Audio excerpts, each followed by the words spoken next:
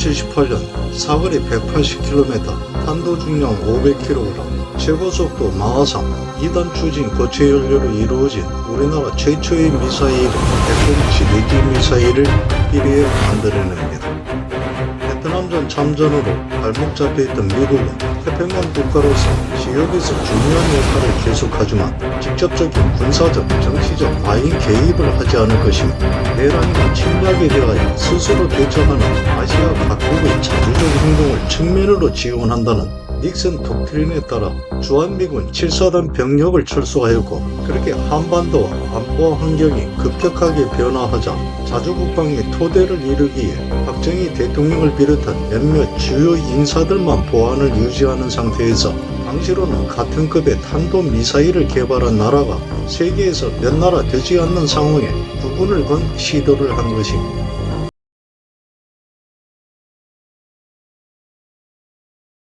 여섯 번째는 함대함, 함대지, 잠대지 순항미사일 해성입니다.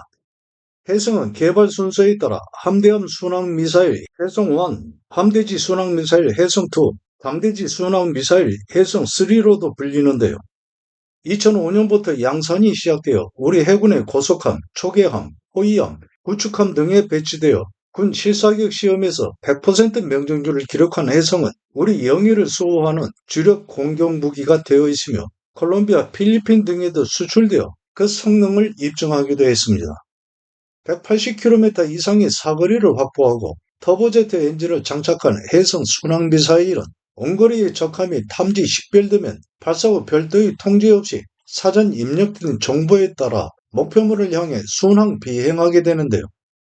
비행 중에는 비행 경로를 바꾸는 다수의 변침점이 설정되어 있어 적 레이더에 피탐되는 가능성을 최소화하며 바닷물 위를 스쳐가듯이 저공 비행하는 시스키밍 기동을 하고, 목표물에 근접해 타격하기 바로 전에는 급상승한 후에 하강하에 충돌하는 팝업 공격 형태를 이루게 됩니다. 속도는 마하 0.9에서 0.95로 동종의 순항 미사일인 프랑스의 액조세가 마하 0.9에서 0.93, 마하 0.85인 미국의 하푼과 유사하며 미국의 토마호크 순항 미사일도 마하 0.75의 속도입니다. 순항 미사일이 대체로 아음속의 속도를 이루는 것은 회피기동을 포함한 장거리 비행과 저고도 비행 및 탄도 중량 등의 영향으로 연료 효율을 높이고자 한 설계에서 비롯되는 것입니다.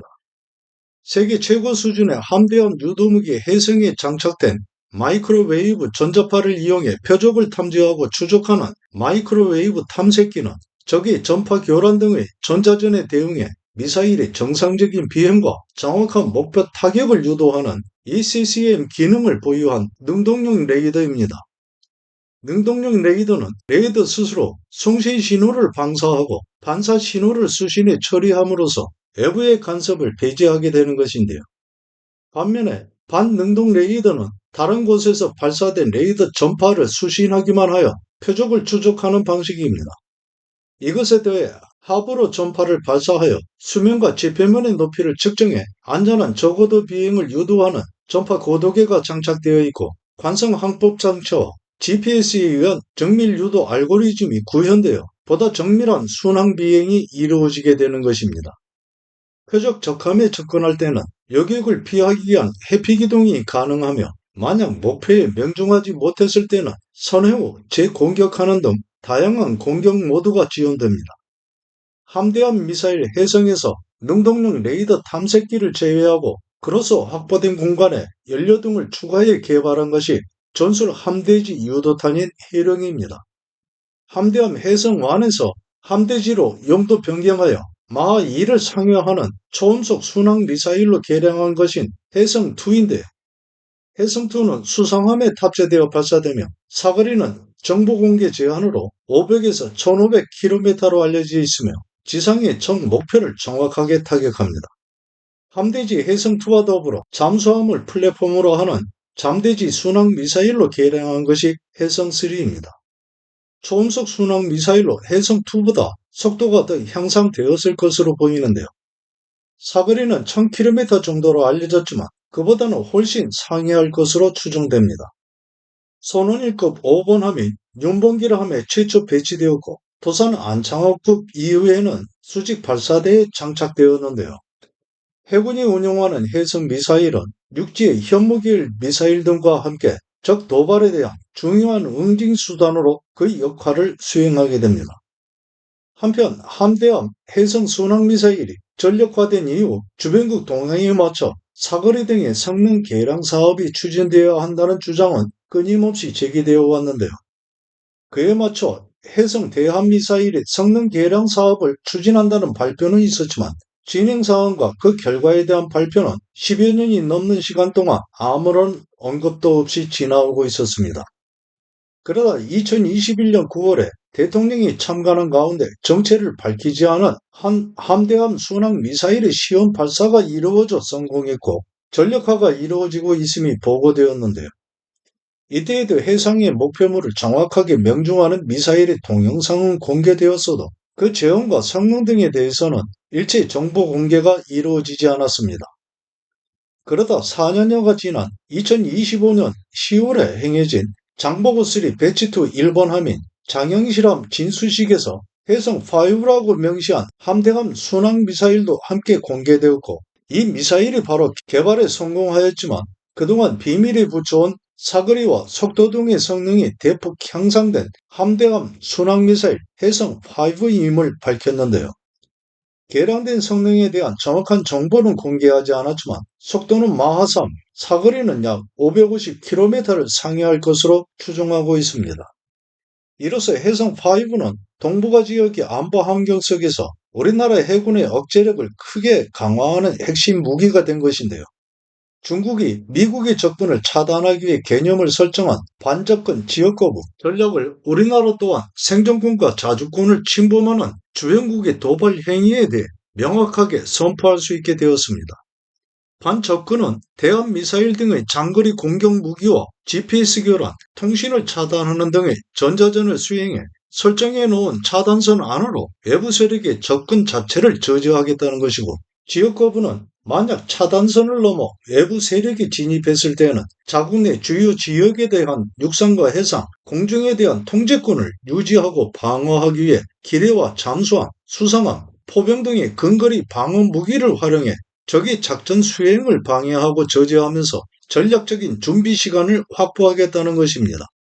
해성5 개발 성과를 기반으로 KF-21과 연동해 공중발사용 초음속 대함 무기체계 개발도 진행되고 있으며 해성5가 다중 플랫폼에서 운용될 수 있도록 하는 개발도 병행해 이루어지고 있습니다.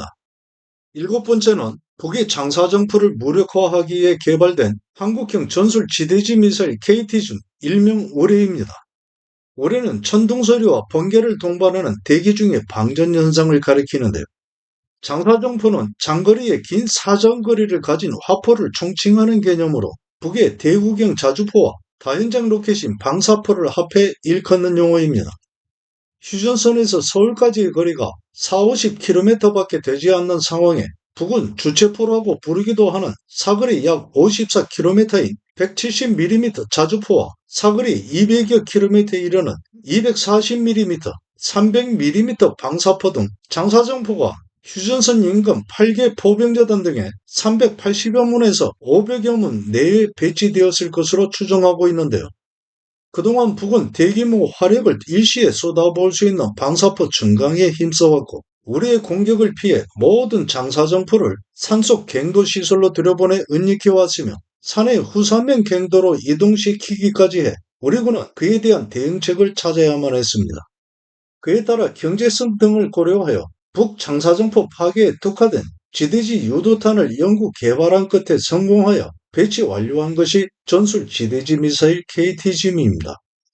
2025년 12월 16일 미사일 전략 사령부에서 KTGM 전력화 완료 행사가 열려 이미 배치가 끝났음을 공식 확인하기도 했는데요. KTGM은 사거리 180km로 휴전선에서 평양까지의 거리 약 120km를 크게 넘어섭니다.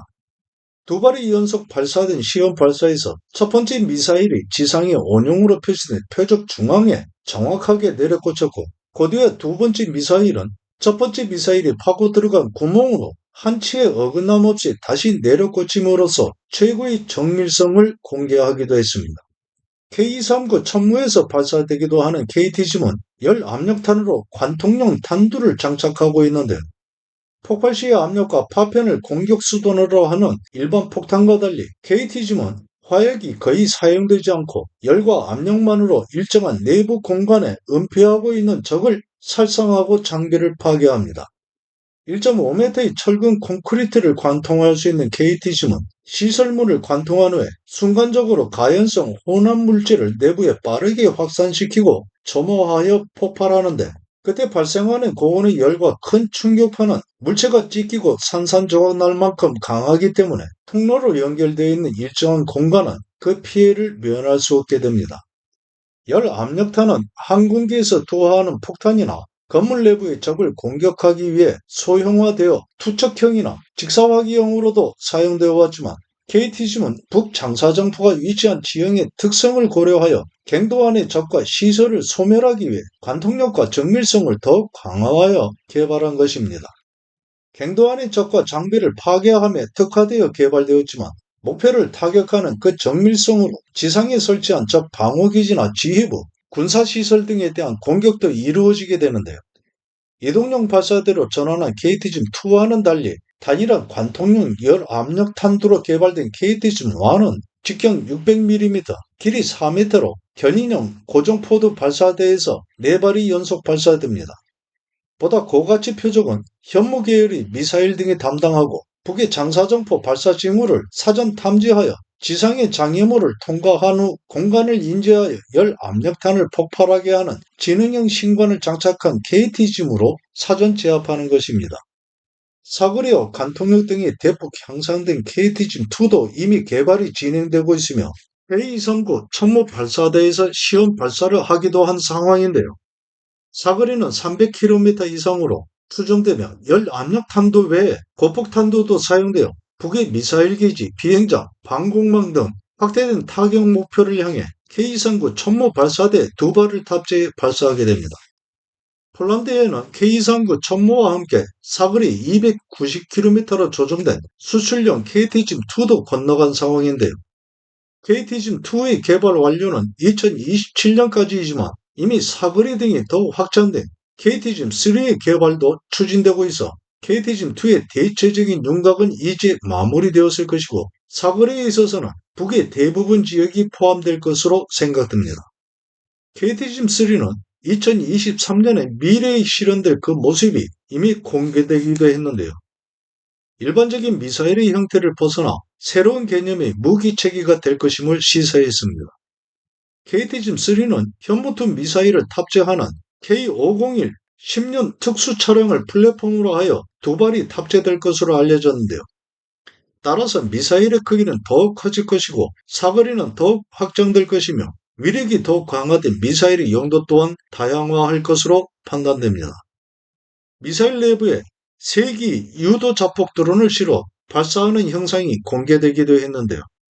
목표 상공에 이르러 미사일 보호 덮개가 분리되면서 유도 자폭 드론 3기가 방출되어 나와 일정 시간을 배회하며 주변을 정찰하고 탐지하다 북의 이동식 미사일 발사대를 식별하게 되면 직격 충돌하여 파괴하는 개념입니다.